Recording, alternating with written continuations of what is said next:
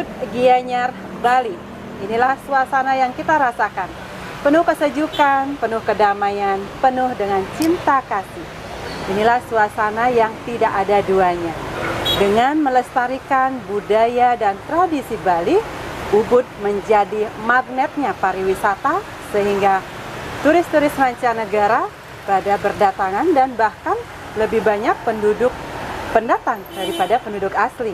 Nah, disinilah kami ingin mengupas tuntas bagaimana peranan seorang seniman yang bisa melestarikan di tengah-tengah kesibukannya untuk bisa ikut dan menjadi sebuah harapan kita bersama melestarikan budaya Bali.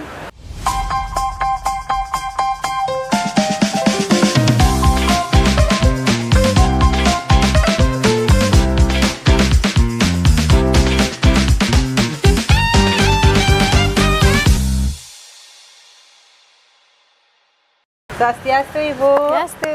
Rahaja. Sekali Raja. Ibu guruku yang selalu tampil modis, dan hari ini kita akan kumpas yuk seperti apa mengatur waktu manajemennya sekaligus sempat mengajar ya Bun sampai sekarang.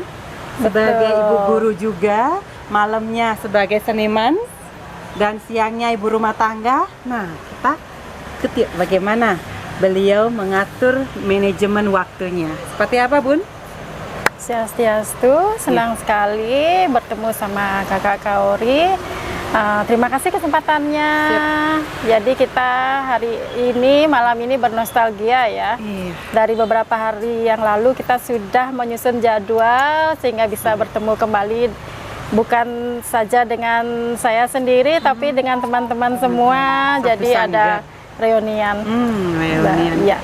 Jadi saya selaku guru di Sanggar Tedung Agung Ubud yang dinaungi oleh Ide Cokordo Putra Sekawati, saya sangat berterima kasih dengan beliau utamanya karena dari kecil kita di sini istilahnya dilahirkan sebagai seorang penari dari SD, dari TK, dari sudah SD ya, dipaksa TK, nari. ketika nari, TK ya, kita sudah sering menyaksikan ayah-ayahan di pura, kemudian ada pertunjukan di puri sehingga kita terinspirasi.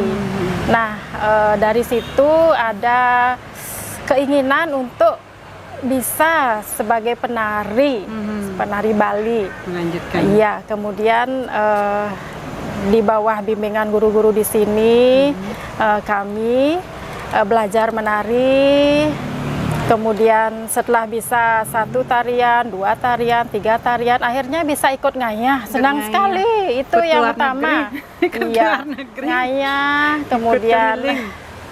kemudian dapat kesempatan menari di stage-nya Puri Sarean Ubud, kemudian juga yang ketiga dapat ke mancanegara.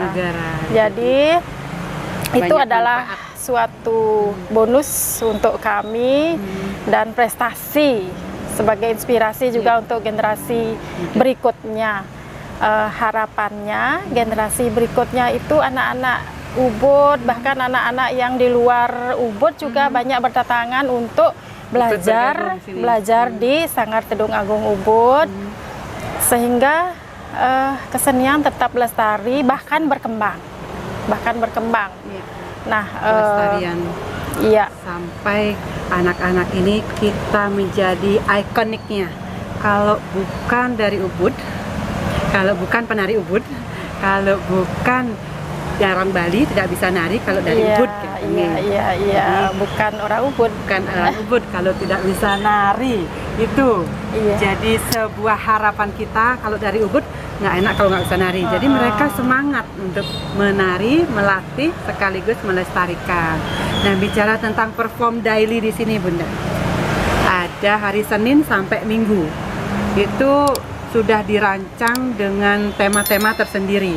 Nah, seperti apa Bunda melihat perform yang ada di Sanggar sekaligus nanti para wisatawan bisa menyaksikan setiap hari dari jam 7.30 sampai jam 9. Antusias para wisatawan bagaimana, Bun? Ya, jadi yang sesuai pengalaman ya, turis-turis banyak berdatangan karena ingin tahu mereka dan keunikan yang ada di Puri Sarean Ubud. Salah satunya ada pertunjukan setiap malam. Di sini Sanggar Tedung Agung menaungi 4 seke, yaitu Sada Budaya, ada Bina Remaja, ada Jaya Suara, dan Panca Arte. Jadi mereka sudah punya jadwal tersendiri untuk reguler. Untuk hari Seninnya itu ada Legong Dance, kemudian Selasa ada Ramayana malam ini, kemudian hari Rabu juga ada Legong Sangyang, kemudian Kamis ada Mahabharata, Jumat ada Calonara, Sabtu ada Legong kembali, ada tari jauh dan lain sebagainya. Minggu juga ada tari Legong Kreasi, jadi itu ada perkembangan. Jadi bukan hanya Legong klasik, tapi ada pengembangan, yaitu Legong Suprabodhidutta. Itu trik-trik kita untuk menarik pariwisata untuk datang. Kemudian untuk juga menghidupkan, selalu bernafas, selalu roh seninya di sini di Ubud tetap menyala seperti itu. Makanya kalau mau menonton atau menyaksikan tarian Bali yang ada setiap malam, datang ke Ubud, datang ke Puri, dan di sekitarnya juga ada. Sekaligus di sini dilibatkan banjar-banjar yang ada di sekitar. Oke, yang jadi poin plusnya Ubud dilihat dari penampilan seninya, budayanya, tradisinya, bahkan humannya, SDM-nya itu tetap digali sebagai seniman yang adiluhung. Dan beberapa waktu kemarin ada pementasan di PKB, ada pementasan juga untuk nasional, ada pementasan juga untuk mancanegara. Nah, bagaimana para seniman melihat peluang-peluang yang ada, seperti seorang seniman bisa sampai ke luar negeri dan bahkan bisa nanti dari anak-anak menjadi cikal bakal untuk dikembangkan, tidak akan punah. Seperti itu. Bagaimana Bunda melihat sebagai seorang seniman dan sekaligus sebagai ibu rumah tangga? Ya, jadi satu itu kita mengambil kesempatan. Kesempatan hanya sekali istilahnya. Kalau ada yang memberikan kesempatan, seperti satu konsep kita ngayah dengan ketulusan.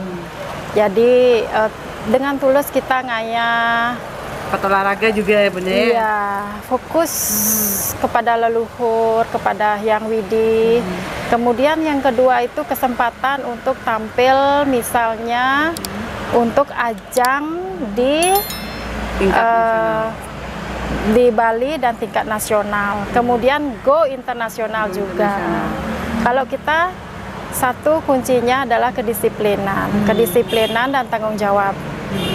Kenapa orang memberikan kesempatan kepada kita? Karena kita bisa mengambil kesempatan itu dengan tanggung jawab, dan setelah kita menjalankan itu pasti orang itu percaya. Seperti itu. Kedamaian, cinta kasih, dan seni yang melekat di Ubud. Inilah suasana Ubud yang kita rasakan, penuh dengan keheningan, kesejukan, dan rasa cinta kasih.